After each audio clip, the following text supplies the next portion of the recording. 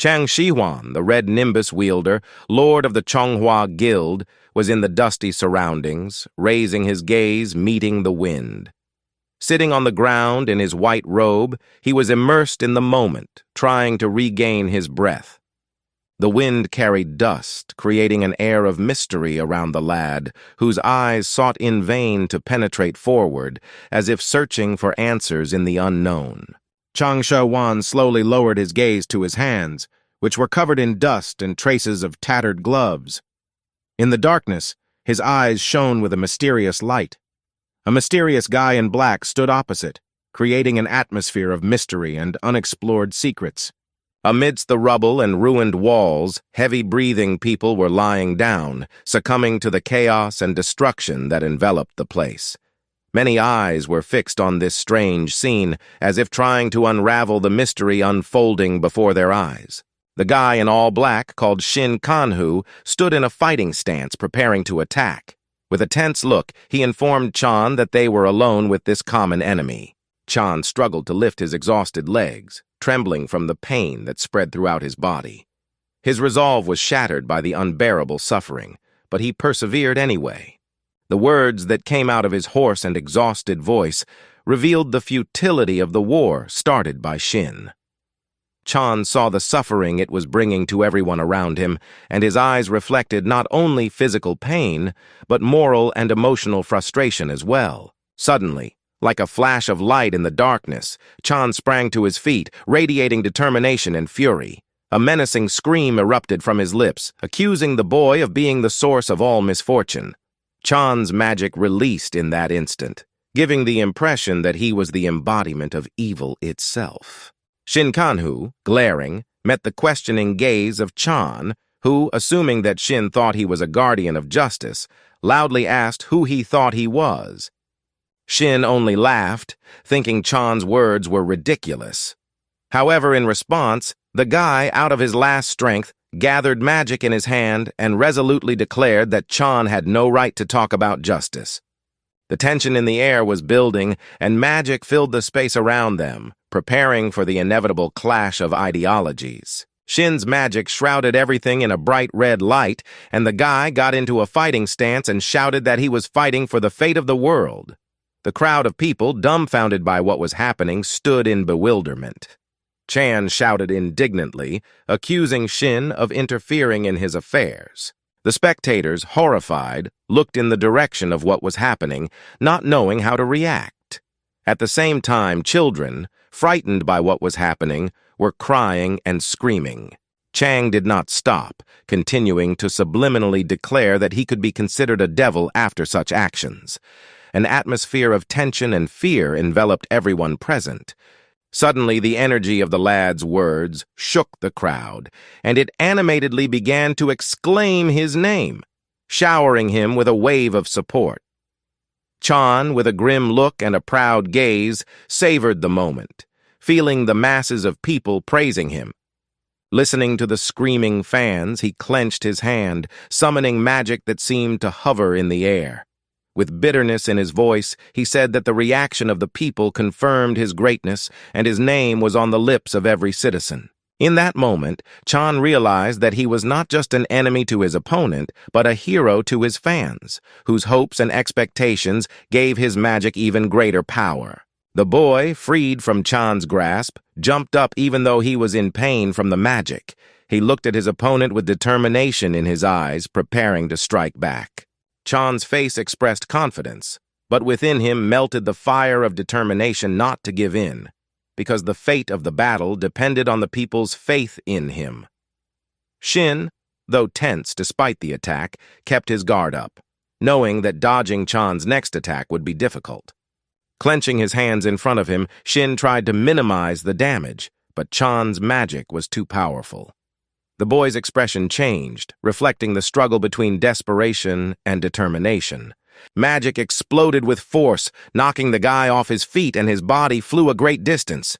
Rumbling sounded, raising dust, and many witnesses of the battle were shocked, staring at what was happening.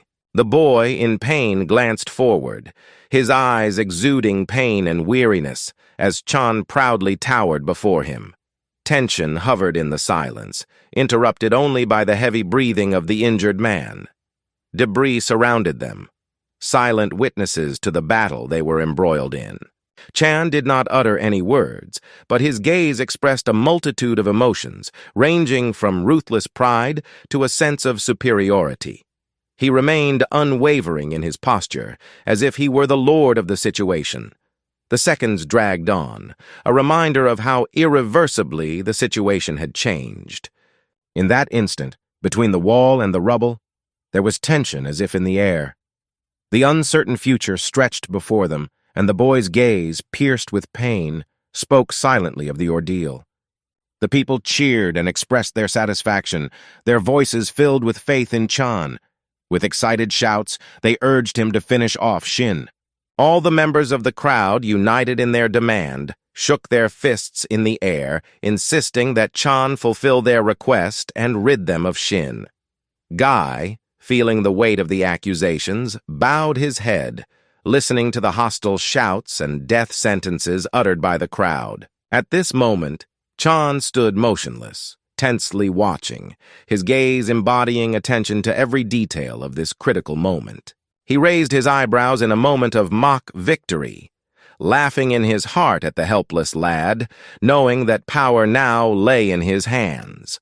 Violet flashes of the lad's magic flickered like ominous fire, but his mysterious speech was cut short, creating an eerie tension in the air. Shin, all wounded and weary, listened to Chan's words about the inevitability of death with outgoing strength. At that moment, his breathing became barely perceptible, like the last whisper of life, and his eyes flickered with a mixture of pain and calm, ready to accept his fateful path. Chan's faded hand headed towards the boy. Magic pierced his shoulder, and he was whisked backwards like a toy figurine in a strong, whirling element.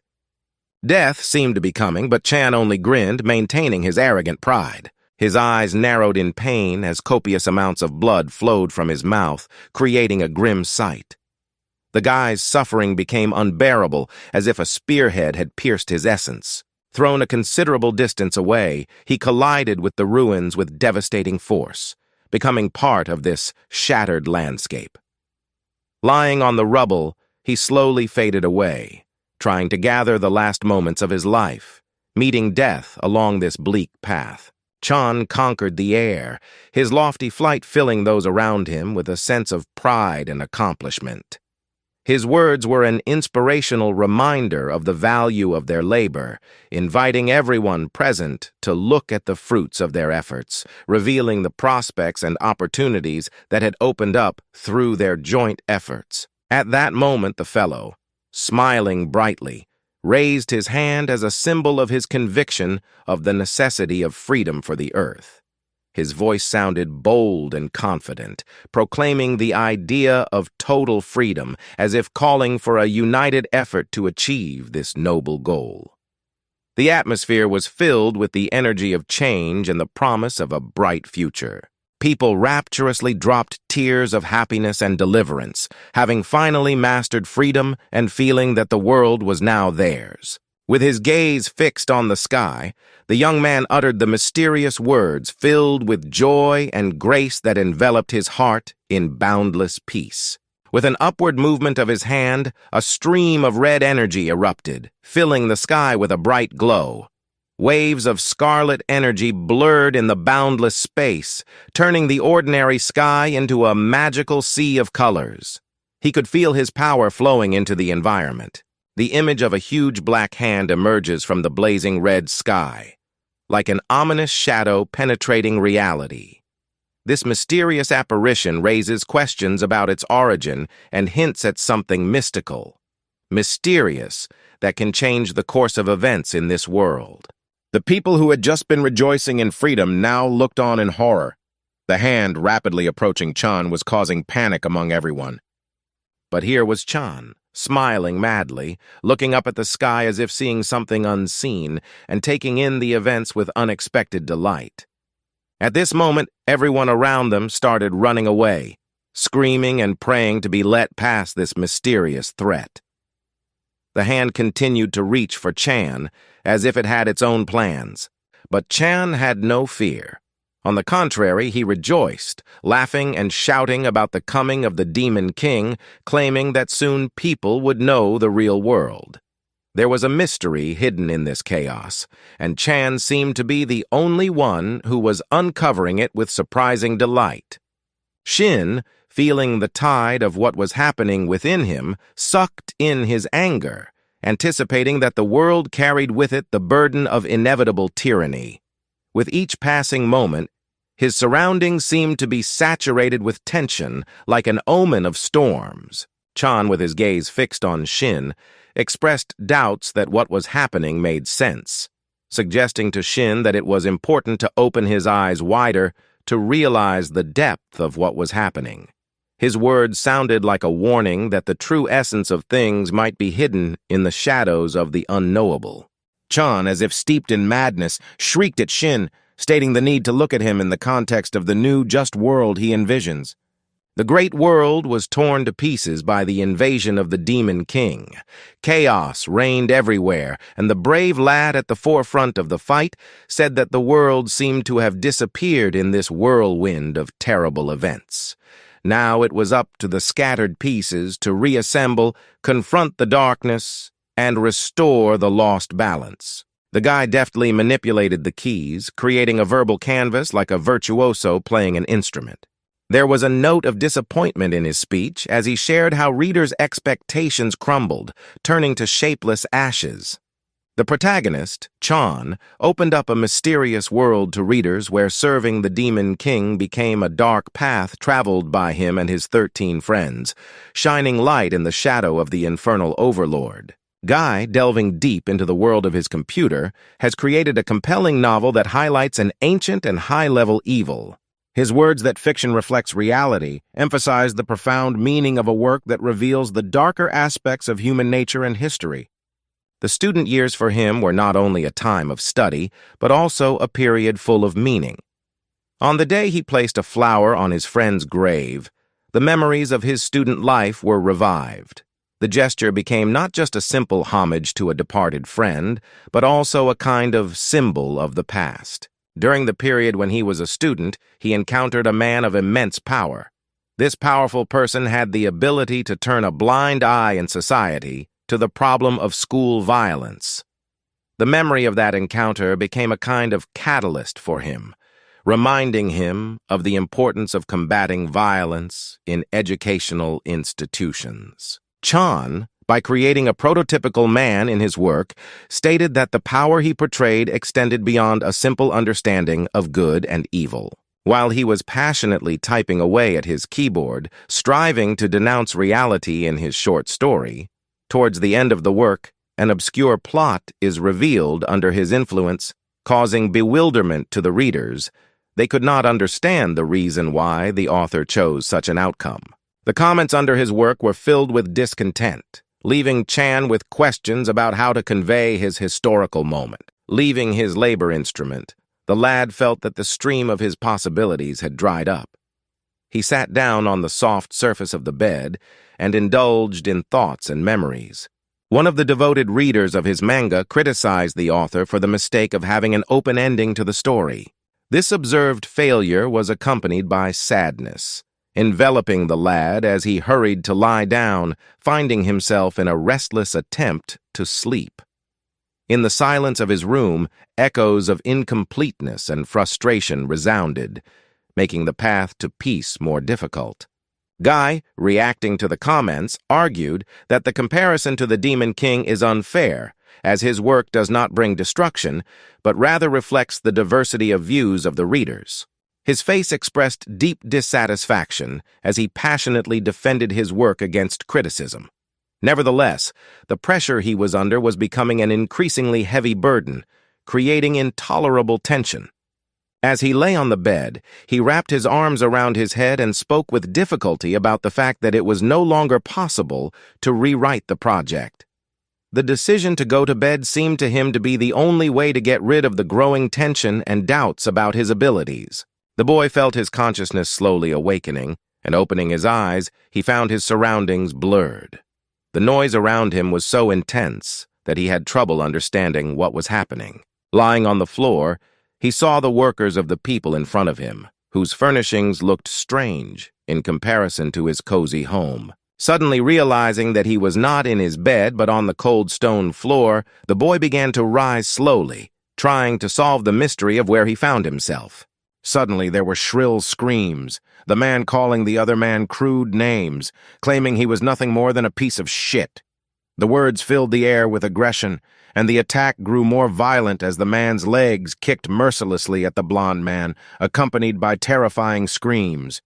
This moment of sudden brutality awakened in the boy's mind the ominous memories of his school years.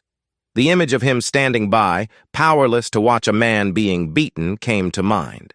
Then, as now, he faced brutality, making him realize the painful echoes of the past in the present. Under the pressure of aggression, the man looked into his opponent's eyes, reading only pain and anger in them. The guy gritted his teeth and did not hold back his rage, shouting insults and calling him a useless piece of shit. With a threat in his voice, he offered to reread his contract but was suddenly interrupted by an outside interference. Someone shouted, forbidding him to go beyond his authority.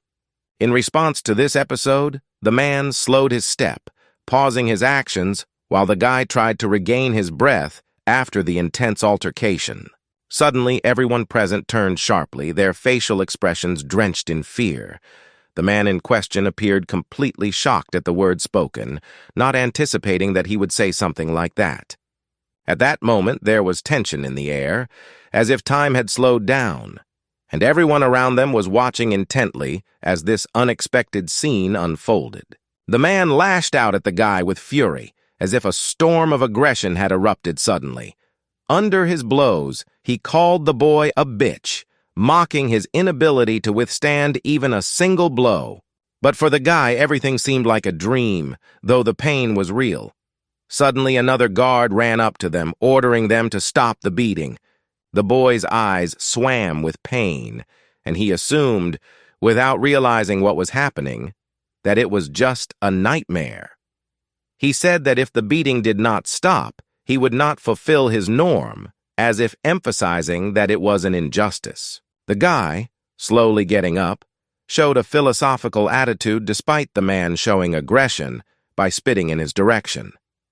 Smiling, the guy remarked that the scenario seemed extremely realistic. He turned, meeting the man's gaze, and retorted by saying that he would choose the right moment to settle this conflict. He might have to punch the guy in the face. The guy who had suffered the beating was stubbornly clinging to his arm, crying out the name Kanhu and eager to find out what had happened. He looked at his hands in bewilderment, as if trying to solve a riddle, and his mind seemed to unravel, unable to comprehend why he had uttered that name. The guy suddenly stood up and headed somewhere, claiming that none of this could have happened. His eyes flickered with a trace of uncertainty, and his steps were directed into the unknown, as if he were trying to escape from the shadows of a mysterious past. The guy, feeling the flow of magic, felt his hands touch the cold floor, suddenly transformed into a blue light.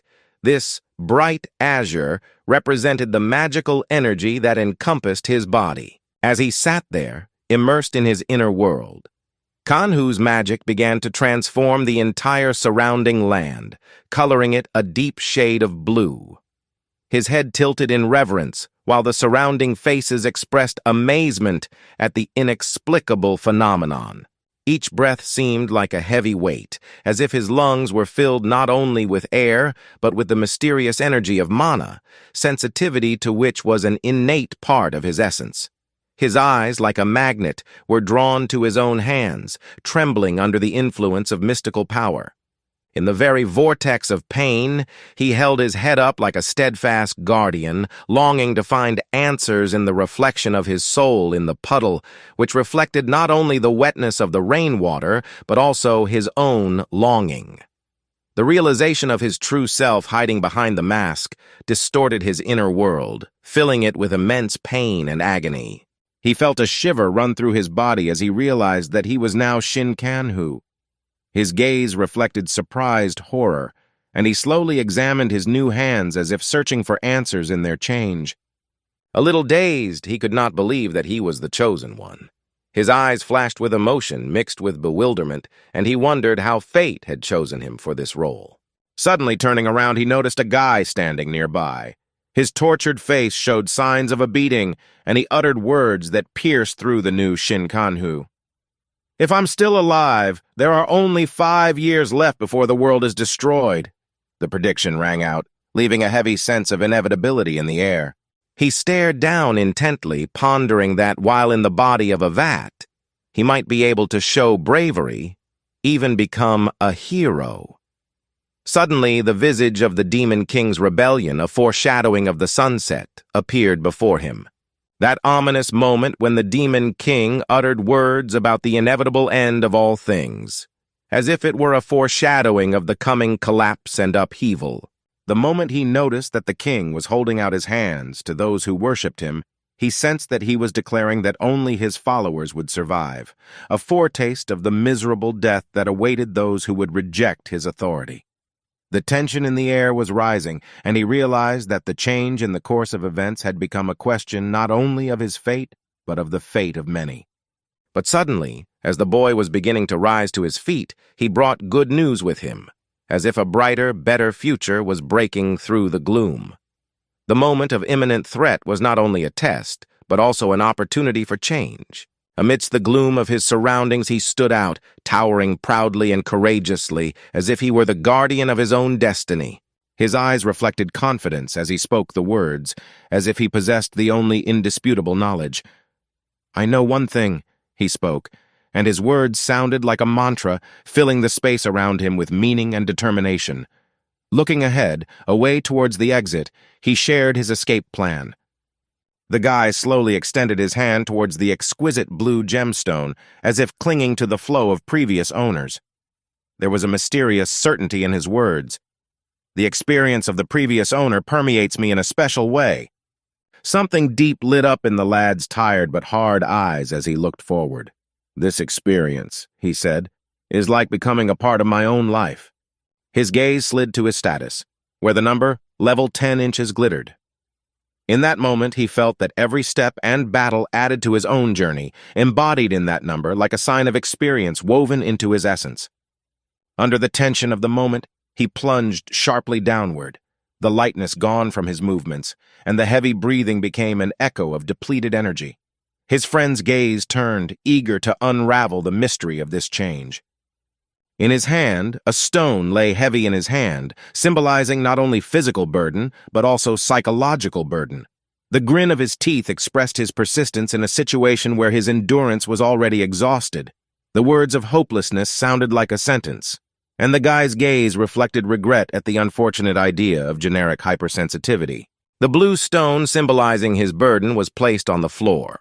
At this moment of acceptance of fate, the boy accepted the inevitable and expressed that he had no choice. The boy was sitting on the floor, deep in thought, when suddenly his faithful friend ran up to him. He shouted his name, attracting attention, and at that moment the boy thought his heart skipped a few beats. The friend, worried about his comrade, asked him how he was feeling. The boy's legs began to tremble, reflecting his inner anxiety, but gathering his courage, he turned around and met his friend's gaze. Not wanting to worry his friend, the guy smiled and assured him that everything was fine. He told him not to worry, although there was uncertainty in his voice. The friend, sensitive to the tension, wondered if the guy should ask for a break. He smiled softly, turning back to the past, wishing that these people would cherish their inner state, allow themselves to rest and immerse themselves in the favorable moments of life. His gaze directed forward, meeting the huge wall of the correctional center. He stated with certainty that no one could have brought them here by force. This place, ominously created by the criminal organization Eclipse, served as a grim testament to suppression. Here, people were deprived of their freedom, trapped within the stone walls of the prisons, subject to cruel slavery. He emphasized that these prisoners were usually people capable of controlling mana, becoming prisoners of their own unique abilities. Their eyes reflected not only a lack of freedom, but a loss of control over what makes them unique in this dark corner of the world. In a dystopian realm where tyrants force people to submit to their power, a group of unfortunate laborers are forced to toil in vain, destined to ruthlessly mine mana stones. In this atmosphere of oppression, one of the oppressed takes a look at his friend, urging him not to dwell on his own agony and to continue to mine the valuable stones of magic. In a calm voice, he begged his friend to forget about him, focusing on surviving in a ruthless world. In response to those words, tension and surprise settled firmly on his comrade's face. The tense muscles of his face twisted in confusion as he met his gaze and spoke his name, as if trying to bring him back to humanity in this cruel, real world. The look between them was on the verge of tension, but the man continued his foray into the guy with a smile, emphasizing that responsibility was the key to a successful life. The boy, though he tried to maintain a semblance of indifference, still succumbed to the pressure. "Don't play with fire," the man in gray warned him, as if revealing his cards and emphasizing his position. The boy answered in silence, but something flashed in his dark eyes, like an incipient resistance, a deep resonance of encounter with challenge. A non-verbal reaction, full of mystery, as if an invisible struggle was unfolding in his soul. Following a moment of confusion, the boy took the pickaxe in his hands with the confidence of a true master. His actions were imbued with determination, clearly aware that the warning carried a weighty challenge.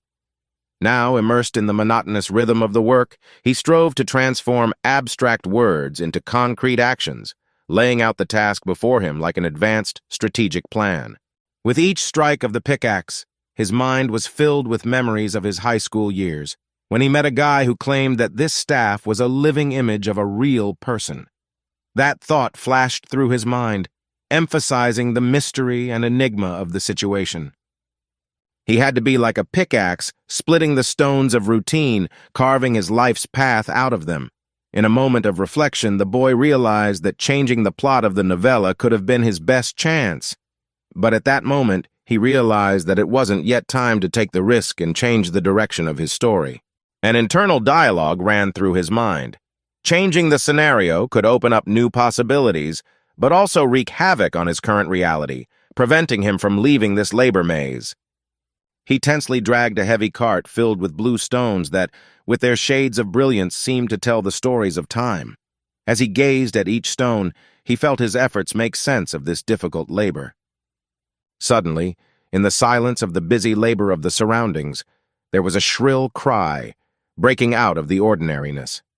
His gaze instantly traveled upward, leaving the cart momentarily forgotten. The incomprehensible sounds broke the peace and caused his gaze to glide skyward. He glanced around, noticing a guard furiously beating a guy sitting on the floor whose body was drained of blood. The angry guard reported mercilessly mauling the newcomer while his gaze was fixed on the newcomer who was trying to slip away from him. The wounded boy's gaze pierced the room, filling it with panic. All his efforts to resist seemed futile before the merciless force of circumstances. Hopelessness hung in the air, creating an atmosphere full of tension and uncertainty. Fear and powerlessness became invisible walls surrounding them. Under the blazing sky, he felt a sense of excitement and terror as he met the gaze of the guard whose knife glinted in the moonlight. At that moment, he realized the inevitability of events. The guard urged all witnesses to pay attention. The tension in the air reached its limit when the decision was made. The knife came into the light, aimed at the guy who, having accepted his fate, expressed his readiness to bear responsibility for his actions. As soon as the air was filled with heavy tension, he resolutely pointed the knife towards the boy, piercing his stomach. Blood spurted out in streams, staining the knife with a scarlet veil. The consequences of this insane act could be fatal. The scene was so horrifying that all the workers, including Manwha, were in complete shock. Their eyes, unable to believe their own perceptions, froze at this grim sight, realizing that these tragic events could lead to unbelievable consequences for all involved. He kept stabbing this guy until he was already dead and lying there covered in blood. The crowd turned away, horrified by the horrifying sight around them. Bodies were lying on the ground, and there was an atmosphere of fear in the air. The boy trembled, sensing that he too might suffer a similar fate, and fear enveloped him like a cold cloud. Manwha slowly approached the guy's lifeless body, his gaze full of contempt. He called him a dumb bastard. reflecting on the fact that this guy apparently didn't listen to his warnings about not getting involved in stupid things. The coldness in his eyes did not disappear as he pondered the reasons for this careless act. Kanhu couldn't understand why the boy had decided to act so carelessly. Suddenly, a guard approached him, a look of surprise on his face. He asked Kanhu why he wasn't sticking up for the guy like he had last time. In response, Kanhu just snorted and said that the guy could have ended up dead if he had chosen to defend him. The boy, in silence, said that his own death did not matter to him. While the guard, who was sure of his friendship with the guy, was shocked, his ideas about their relationship crumbled like a house of cards. Turning to him with a look of incomprehension in his eyes, the guard said he had more important concerns than the boy's cryptic words. Gradually realizing that there was a misunderstanding between them, he decided to leave, noting that he urgently needed the bathroom. The guard, left standing, couldn't shake the strange feeling that his confidence had been deceived. Kanhu, keeping his composure, only responded with a mocking smile to the insult uttered by the guard. A hint of contempt sparkled in his eyes, but he preferred to leave the hostile words unanswered. The guard, not noticing the disdain in his gaze, directed him towards the restroom as if ignoring Kanhu's presence in the room. While the guard was absorbed in his words, Kanhu remained motionless and cold-blooded. His anger was turning into hardness of character, and he silently protested the humiliation. He stared intently at the guard, gloating over his own confidence in his impending exit from the situation. The guard, for his part, continued to command, not noticing Kanhu's gaze piercing his words. At that moment, the tension in the air was palpable, as if storm clouds were hanging over the two opposing personalities. Under the tense gaze and threat in the dark room, the boy felt that every second was becoming a heavy burden, reminding him of the inevitable approach of the decisive moment. He realized that time, like an invisible enemy, harbored secrets and challenges to be taken. Opening the door, giving him the only way out, the boy found himself faced with a grim choice, as if on the edge between two worlds. Doubt and uncertainty hung in the air, creating an atmosphere in which every decision could be the key to a new reality or a dark passage into the unknown. Among the many lifeless bodies, each one testifying to the ruthlessness of this place, he realized that his fate hung in the balance. A determined light flashed in his eyes, and he stepped into the darkness with the goal of getting out before the dark threats became a reality. He moved forward determinedly, taking in every detail of the terrain, but the feeling of disgust only grew. The steady pounding of footsteps sounded in his musings, leading him to believe that the thing he was looking for was hidden here. The guard standing guard was counting down the seconds carefully, paying attention to the guy's every move. Kanhu, walking up near the wall, fixed his gaze on it, claiming to recognize the place better than anyone else. The boy, covered in blood, slowly rose from the floor. His gaze was filled with displeasure and indignation, directed both at the wall and at the guard, who kept counting down the seconds in cold blood. Each movement of his arm caused a new wave of pain, but the guy didn't give up. The boy, not taking his angry gaze off his hand, slowly came to his senses from the sudden explosion of emotion. Every gesture, every movement of his body was imbued with determination. He realized that this moment was the key to their confrontation. Compressed moments of tension spilled into the air as the guard, keeping his eyes on the stopwatch, noticed that the guy only had 40 seconds left. The tick-tock sounded in his ears, creating an atmosphere of unknowable danger. With each passing second, the guy's time melted away, leaving only 20 seconds to complete the strange pentagram drawn in his own blood. He clung to the final moments, despite the pain and exhaustion. The rebel's strength awakened as he slowly rose to his feet, his gaze filled with determination. While his body was still trembling from fatigue, the pentagram on the floor suddenly lit up with blue light, as if brought to life by the locked energy. He, riveted by the attention of his pentagram, as if he were reading something unknown in it, pronounced himself aware of the eyes following him in the shadows. His gaze slid over the mysterious symbols, implying that he was encountering something beyond ordinary perception. Without breaking away from his pentagram, he expressed his passion for tragedies, trials, and experiences, as if drawn to the colors of dark fates and borderline moments. In his eyes flickered shades of an unusual attraction to the darker veins of life. The guard raised his voice and warned the young man that he only had 10 seconds left, insisting that he hurry up. Then, turning around, he looked carefully in that direction, as if expecting something unusual. While standing motionless, he expressed his belief that the guy was probably experiencing shock at the unexpectedness of how a low-level person was able to summon his attention. The boy suddenly lost his balance, his body collapsing to the cold floor. His eyes stared upward, and the words that he had foreseen his apparition resounded in the silence. Sitting on the floor, he maintained a slightly smiling face, watching intently as the magic slowly grew out of the pentagram. He shared his thoughts at that moment, stating that a delay of even a day could make the hope of this world's survival even more desperate. The lad, in full confidence, looked at those around him with his confident eyes and pronounced that his presence promised an interesting time as intended. With confidence in his abilities, he stood up, smiled, and declared that his unique abilities were only available to him and Kanhu. His smile widened as his gaze slid over the drawing, mentally confirming that they agreed with him.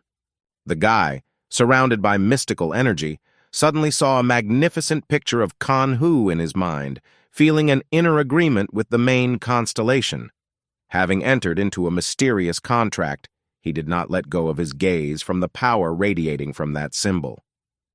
In a moment of elation, he shouted the name of his new ability, Legendary Thief. Words filled with the power and mystery of this incredible encounter with the unseen world. Under the cover of the clouds, the boy stood, meeting the challenge of the voice that had dubbed him an insolent asshole. In that moment, he realized that he had been brought to attention for a reason. Determined to accept the challenge offered, he accepted the favor of the force, preparing to prove his mettle. An orange window appeared before him, revealing the secrets of the legendary thief, and the boy realized that he now had something that would allow him to stand out and prove himself unbeatable. The guy, looking up from his papers in surprise, met the sudden tapping. At the moment he was concentrating on the signature, the restroom door proved to be an unexpected partition between him and the sudden visitor. A loud knock, accompanied by a shout from the guard, interrupted the silence, making the guy wince. Seconds later, the guard, imposing and disgruntled, swung the door open, shrieking a question at the guy about whether he was bored with life. But as he peered into the dark room, he did not find a single soul. Only the dust dancing in the light gave the illusion of animation in the mysterious room. He was stunned and surprised, for he had expected to see Kanha in this room, but he didn't find him. Suddenly, a silhouette flashed in another corner of the room. The guard, startled, turned sharply and directed his gaze in that direction. Excitement and uncertainty filled the air, leaving many questions in the air. The guy performed a lightning-fast movement towards the guard, causing the guard to be shocked and bewildered. The guard's gaze froze on the guy, instantly realizing that his opponent had made an incredible leap, reaching the maximum jump level. However, before the guard could recover from his surprise, the guy suddenly disappeared, as if he had vanished into thin air. The guard, stunned by this incredible disappearance, had no time to comprehend what had happened. Turning around, he strained into the darkness, trying to make out the guy whose eyes were swimming in an incomprehensible mystery. As he looked ahead, all he could see was a view of the toilet and sink, heralding nothing. The guard, in a stupor, felt fear, not realizing who this mysterious guy was. Suddenly, he was shadowed by a shadow whose gaze glowed, being already behind him. In an abrupt turn of events, a fist with a heavy iron bar suddenly flew out of the guy's hand, heading straight towards the hapless guard. A wave of surprise swept over the guard as he realized what awaited his painful collision with the dangerous weapon. The iron bar pierced him, causing instant pain and terror. The guard could not immediately realize what had happened, but a searing pain pulsed through his being, forcing all his life force into a single point, the point where the deadly blow had struck. Kanhu, the figure who had marked himself with that attacking gesture, turned around carefully to discern. A cold glint flashed in his eyes as he hurled an insulting denunciation, contemptuously breaking the silence with the word, "Bastard." There was an unbearable silence in the room as the boy held his weapon firmly at the man's throat in a tense moment. The man, succumbing to fear, was losing control of himself, trying to figure out how this had happened. Suddenly, as in an instant, the guy abruptly drew his weapon and blood spurted from the man's throat, coloring the surroundings in horrifying shades of red. At that moment, tension was in the air. He stood there holding a weapon sprinkled with blood in his hand. He turned to the man in front of him in gratitude, coldly calling him an asshole, as if that was the last word to be heard in this hellish world. His face was contorted with a storm of emotion, lost in streams of blood. He carried the honor of his bloody feet, wiping the blood from his face. The words of gratitude sounded ironic, but in their sounds was gratitude for being saved from having to find a way out of this abyss. The man lying on the floor was drenched in blood, and Kanku watched the scene curiously. While the guy, exhausted from fatigue, sighed, a mysterious voice said that the contract had been successfully completed. There was tension swirling around, and looks intertwined into a complex fabric of events, leaving many questions in the air. He slowly crouched down next to the dead body, examining the details of its clothing. With an inner determination, he decided to take on a new role, putting on the deceased. The sword gleamed in his hands as he put it into its special scabbard. "This is my destiny now," he whispered, rising again. Glaring at the dead man, he slowly turned to his allies and warned them to move forward only. The notification of a new weapon flashed on his screen, reminding him that in this world only courage leads to change.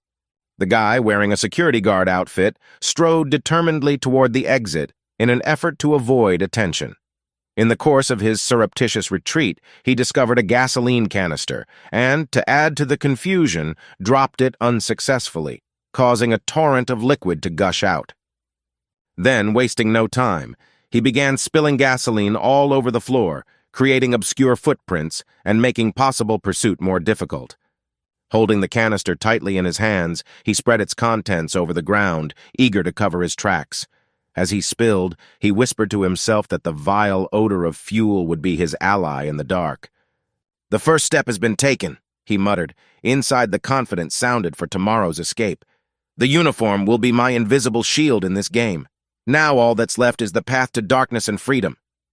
The guy holding the lighter slowly ignited it with a flame of determination. His gaze was fixed on the flame, as if in that fire he was finding answers. "The second step to freedom is arson," he uttered, as if carving out this truth. Dropping the lighter on the floor, he doused it in gasoline, plotting to create a fiery path to his release. The third step was the escape itself, and in the blazing chaos he saw his only way out. Walking away from the flames, he drew a plan in his head, deciding that his salvation lay through the main gate. With each step he left behind not only the flames, but also his previous life, seeking a new chapter in his destiny. The guards at the front of Building 18 were suddenly shocked by the flash of fire, their faces expressing bewilderment and fear. Panicked, they could not understand who had dared to take such a fatal step. Screaming, they rushed around, insisting on calling the fire department immediately, in hopes of saving the day and preventing more serious consequences. The guard, alarmed, rushed to the crowd, urging them to act on their intuition, and in horror suggested they head towards the crematorium for shelter. Panic gripped those around them, leaving tension and fear of the unknown in the air. There was general panic in the building, and tension was building among everyone present. One of the guards, sensing the urgency of the situation, supported his colleague, insisting that he act more quickly. At this time, the driver, who was carefully watching the situation through the rearview mirror, turned to Kanhu. He was wearing the uniform of a second-rank supervisor, which emphasized his responsibility and importance in the current context. Amidst the storm of events, Kanhu was asked if they had changed shifts with the main supervisor. This question stood out in the general chaos, indicating the importance of managing staff in the midst of unexpected events. The guy quietly shared that there was credible evidence of an escape from Building 18. Suddenly, the driver, dumbfounded, turned around and asked a question. Kanhu confirmed that the man had successfully crossed the wall from the northwest side. The situation became tense, and the information about the escape added mystery to the air. He looked up and noticed that they were moving outside the wall. He said with satisfaction that he was glad to be outside at last. They moved slowly down the road, enveloped in silence without a single noise around them. The driver suggested that the warden was probably very tired, for all the events here must have given him a headache. He said he did, and it would be better if you could just kill the prisoners because they don't listen anyway. The driver only grinned, claiming that in this prison world they were only career losers, screaming hunters, but essentially just regular pieces of shit.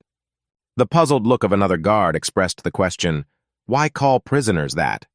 The warden, surrounded by an atmosphere of discontent, received a question from one of them. How many years have you been on duty in this 18th building? Kanhu sighed, closing his eyes. He reported that his assignment had only happened the day before yesterday. The guard confirmed that he was now a member of the 9th unit, emphasizing that everything was by the book. Kanhu absorbed the information in silence, revealing to his colleagues the new phase of his service. Kanhu, upon learning of the formation of the non-existent 9th unit, felt shocked.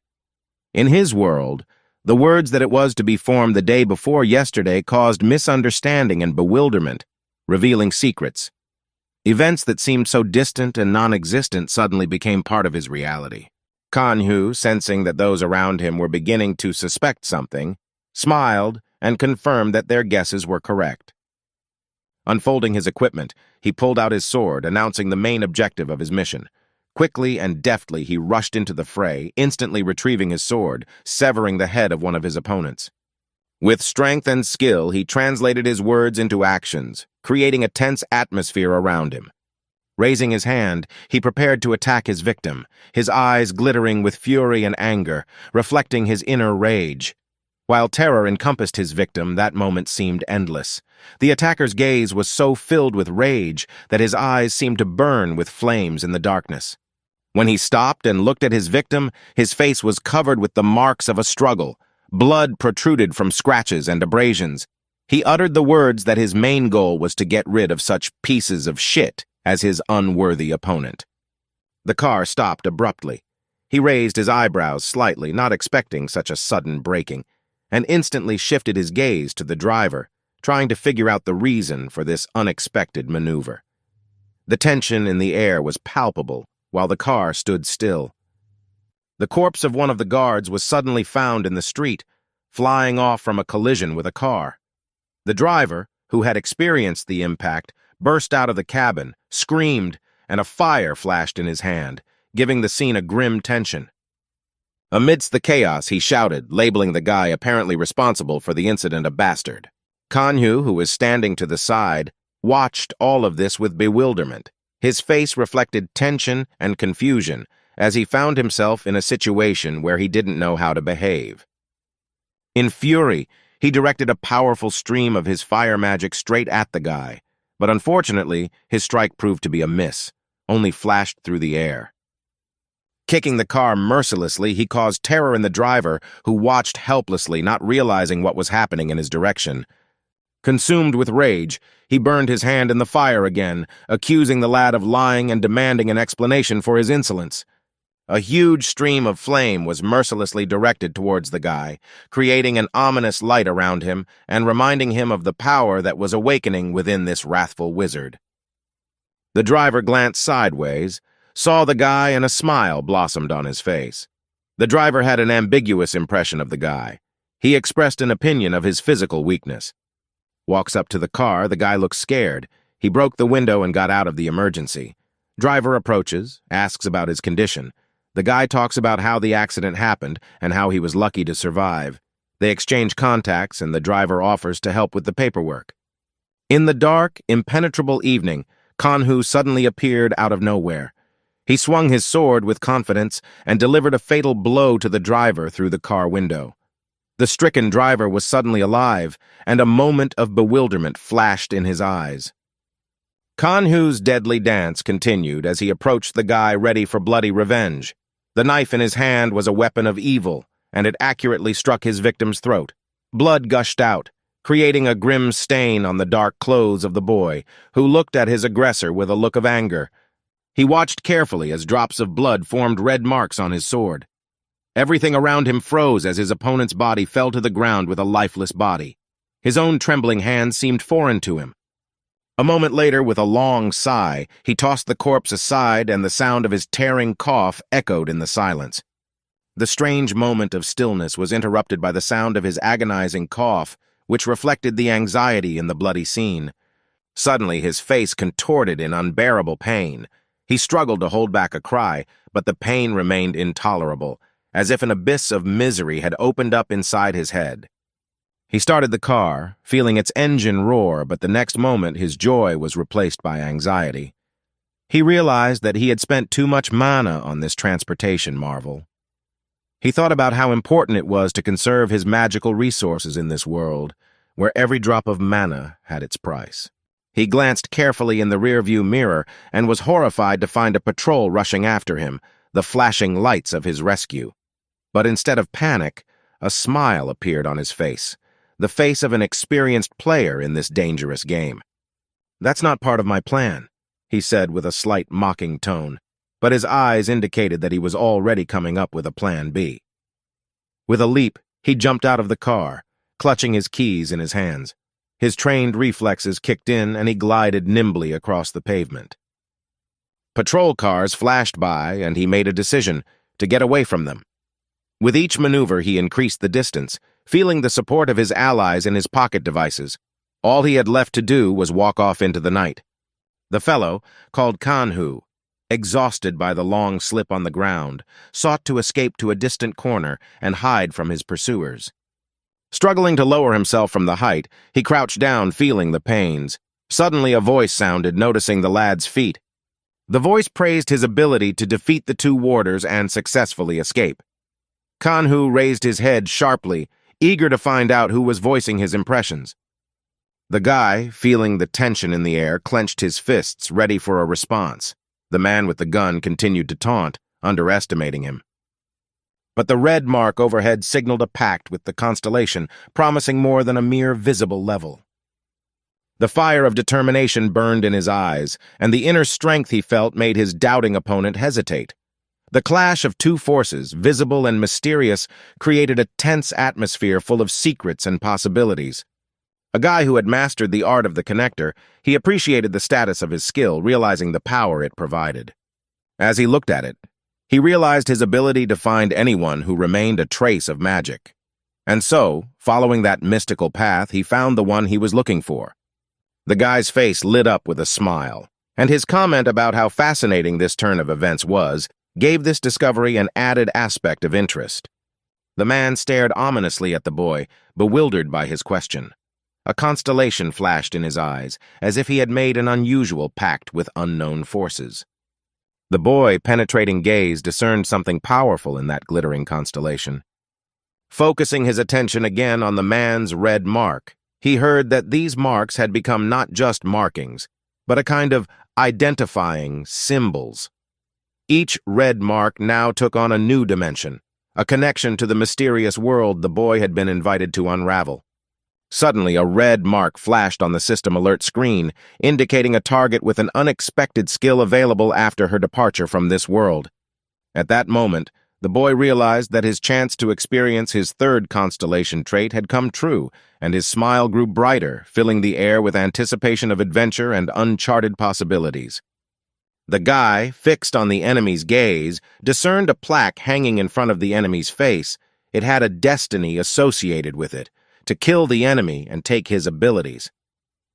With a smile on his face, the guy felt a surge of inner confidence, realizing that the upcoming event would be the third step in an exciting adventure for him. As he sat there, he realized that to engage in close combat with this opponent meant challenging his own limit. His partner clearly outclassed him by 100 levels, and the question of victory became less a matter of strength and more a matter of strategy and stamina. He turned abruptly, leaving the place as if eager to escape the whirlwind of events. His firm words about trapping being the best way to go made the intriguing plan come to mind. Meanwhile, that mysterious man stared intently at Manwha, gloating in his smile as if summoning him to action. Calling him a coward, he challenged him, creating a tense situation where every move became a strategic decision. The boy, hearing the shout, quickened his steps in fright, moving deeper into the shadows. But the smile on the face of the one who had summoned him did not disappear. The look directed in his direction was full of mystery, like a mysterious invitation to continue the game of hide-and-seek as long as he wished. The man, with his unique ability to calculate mana, started a process that turned the trees into fiery torches of green and blue glow. His gaze pierced like a ray of light, revealing every secret. There was no hiding place left for the boy from his attentive gaze. With axe in hand, he bravely made his way through the dense forest in search of the mysterious Kanhu. The wood crackled under his feet, filling the air with an atmosphere of excitement and the unknown dangers that lurked in the depths of the forest. The man, showered with magical light, looked around, taking his gaze in different directions. His singing sounded like a melody of magic, and the questions directed at the boy emphasized his desire to find out where he was in this mystical forest. At that mysterious moment, amidst the dense foliage, a bright red spot suddenly blinked, emitting a blinding orange glow. A moment passed before he realized that it was not a fire, but the figure of a boy clinging nimbly to the branches of a tree. The encounter filled his soul with excitement, causing laughter to burst uncontrollably from his chest. In the peaceful atmosphere of the fall, he caught the moment when his attention was completely captivated by the boy's enigmatic personality. Feeling the adrenaline pulsing, he slid his gaze around the surrounding area, trying to solve the mystery of the disappearance. Shadows played in the forest, creating the illusion of a shifting reality. Suddenly, there was a low rustle to his right, causing him to turn sharply in that direction, eager to discern the origin of the sounds. He instantly rushed forward like a shadow, caught up in the excitement, but his efforts only resulted in a dance of autumn leaves falling from the branches of a tree. With bewilderment in his eyes, he realized that his rival, like a departing wind, had disappeared into the labyrinth of the forest, leaving behind mysterious footprints and a mysterious sense of his unfathomable disappearance. Suddenly, a piercing pain overwhelmed him as his gaze swept forward, trying to take in what was happening. Kanhu stood before him, sword thrust into his body, and the man felt a thrill of fear as blood began to gush from his mouth. It was something he hadn't expected at all. Kanhu, savoring the moment, emitted sparks of mocking brilliance in his eyes, and his laughter filled the space around him, creating an atmosphere of mock victory. The melee fighter, subdued by the pain, suddenly realized that he had to let go of his precious weapon. This unexpected turn was a source of uncontrollable laughter for the narcissistic Kanhu, whose joy only increased as he watched his opponent's destruction. The man, feeling horrified, strained to look at Kanhu, whose face was covered in blood. Kanhu nonchalantly stated his own fault, warning against looking at the enemy. Suddenly dropping his sword, he brutally ended that man's life. The guy who dared to look down on him burst out in anger, subjected to rage after this gesture. The boy, panting after the battle, noticed a plaque that proudly read that he had killed his opponent. His gaze slid over the words describing the skillful connector now belonging to him. In a moment of fatigue, he not only rested but also delved into the text that revealed the exciting new abilities he now had in his arsenal. He stared at what was happening, taking in the world of possibilities unfolding before him. With each passing moment, he delved deeper, learning skills and abilities. His eyes glittered with the determination to unravel the mysteries contained in this virtual labyrinth. As he continued flipping downward, he discovered amazing skills and excitedly noticed that everything was going right. He, having mastered his new ability, was eager to explore his surroundings, hoping to detect signs of someone else's presence. He looked around carefully, making sure there were no others. Suddenly, however, as he stared into the distance, a sharp and agonizing pain seized him, wrenching him from within. An unbearable coughing fit made him shiver, and as he squatted down, he leaned on his sword, trying to keep his balance. The air was filled with the sounds of his violent coughing, which reflected the instability of his condition. At that moment, immersed in the depths of his thoughts, he examined his hand with astonishment, its surface reflecting a history of struggle and passion that poured out in a bright stream of red liquid. Consciousness was pierced by the truth. This was the limit of his strength, the moment when fortitude meets its limits. In the shadow of the tree, his figure became invisible, and his gaze fixed on the mysterious man, as if in the very depths of his mind an insidious strategy was brewing. The plan slowly unfolded its contours like a weaver creating a complex pattern of intricate threads, and in that moment, hidden behind the foliage, he became the architect of his own mysterious plot. The boy continued his search, heading somewhere in the distance while he fought his inner hypersensitivity to magic. His hands gripped the stone tightly, and his eyes reflected determination. Concentrating, he transferred his mana into this stone with maximum tension. Suddenly, something unusual happened. The stone, under the influence of his magic, began to flicker with red light. It was a clear sign that the boy had successfully transferred his energy into the object. The red candle burning on the surface of the stone testified to how strong his magical influence was. He felt the pain piercing his being, and clenching his teeth, he took a decisive step. He closed his eyes, sinking inside himself. Gathering all his strength, he gritted his teeth, preparing for the difficult act. His eyes flickered with the glow of the magic stirring within him. When the process was complete, he could feel all the magical power flowing into the stone. It was decided to move this magical charge to another place, ridding himself of what had become a source of suffering. With the force inside him, he threw the stone sharply, directing all this flow of energy in the other direction. The man who spotted the stone and mistook it for Kanha was careless. For all this time, the latter had simply been hiding behind a tree, mocking his deception. Suddenly, at the very moment when he felt his victory, his victim was killed, exposing the cunning of their scheme. Thus, the fine line between deception and fate is revealed in this mysterious turn of events. Getting close to the guy, he decisively applied a short jump. The moment he landed, he clutched his head in terrible pain. His words sounded anxious. "This load is too much for my body." Despite the pain, he pressed forward, realizing that death could be waiting for him soon. He needed to find a safe haven before it was too late. Dawn was bringing its first rays to the horizon, and the young man leaving the forest felt the coming of a new day. His gaze glided over the surrounding area, looking for a suitable resting place.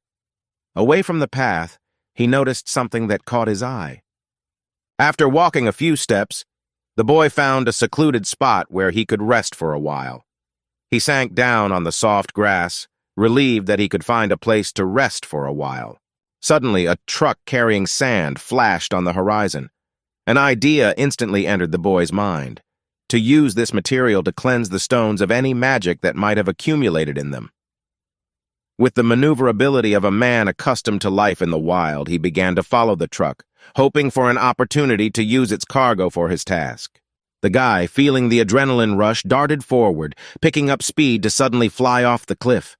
He covered the distance with confidence and precision, landing boldly in the truck. At that moment, his heart beat faster amidst the adventure, and the surrounding world flashed in a whirlwind of excitement. Under the dusty sky, inside the truck, the guy, imbued with the realization that his courage has opened the door to an incredible experience, is now ready to enjoy a well-deserved rest. He feels alive, filled with energy. Now, with memories in his heart and a new understanding of his strength, he moves forward, ready for new adventures and accomplishments. Lying on the warm sand, he was surprised to realize that in his thoughts he had managed to place 3 guards in the way, though there had been no such plot twist in the original novel. In solitude with himself, he pondered, coming to the conclusion that changes in the future were only necessary at a time of his sufficient power, though the amount of information available to him was impressive. Turning his gaze to the side, he argued that his role in this world was far from important, and therefore his actions today would have no impact on the course of events. The truck moved slowly along the empty road, illuminated by the first rays of the rising sun. At this early morning, when not a single soul was around, the guy decided to enjoy the peace and quiet. Lying in the cargo bay, he felt the cool breeze caress his face. A smile played on his lips and the morning sun shone in his eyes. His spirits were high, as if he were one with the world around him. The boy decided to close his eyes and immerse himself in the moment. His heart beat calmly, and every breath filled him with the freshness of the morning. Only the steady rumble of the moving truck could be heard in the silence. In the mysterious building, clouds of mysterious conversation filled the air as the mysterious man claimed that they would have no trouble finding new mana-seekers. Despite his calmness, the words about nothing sounded like an unknown riddle. Staring angrily out the window, cigarette in his mouth, he looked like a man whose thoughts were drifting to distant horizons. His faithful companion only nodded, confirming that he realized the importance of what he had said. A mysterious aura of expectation and mystery hung in the air. The boy, clutching at the last drops of strength, stormed into the secluded room reserved for telephone conversations. His eyes were clouded with fatigue. The man in the corner, who was smoking, looked up and said in a quiet voice, smiling, "Guy's smart. Managed to cheat and get out through the main gate." The boy, badly emaciated and wounded, could barely support himself on his feet. His face reflected exhaustion, and his eyes twinkled with weariness. At this point, the phone booths bore witness to his torturous journey. The man's words only emphasized that the guy faced danger by expending too much of his inner strength, as if he could die right here and now. The man stared out the window, feeling shaky from the exertion. The blood rushed in his hands as he began to dial the number in the booth. Behind each button press, echoes of secret affairs and dark deals resounded. This guy, considered a level 10 assassin, commanded respect and fear. A trail of blood remained in his past, and now he stood looking out the window, realizing that what he had in front of him were not just level numbers, but lives that he had bravely thrown off in the past. The fire of desire to make sense of this dark world smoldered in his soul. Under the moonlight, the guy resolutely dialed the number, creating a buzzing sound which was answered by a mysterious voice. Not shy, the guy introduced himself as Kanhu, sending excitement into the voice wave. In a quiet voice, he announced that he was in front of Daejeon Station, causing astonishment in the receiver. His words added a touch of mystery to the night, and the answering voice expressed surprise at the unexpected conversation. Leaning on the glass, the boy asked the stranger with excitement in his eyes about a possible favor. The man holding a cigarette in his mouth smiled. He said the proposal sounds interesting, anticipating that the upcoming hunt promises to be an exciting and fun adventure under the stars.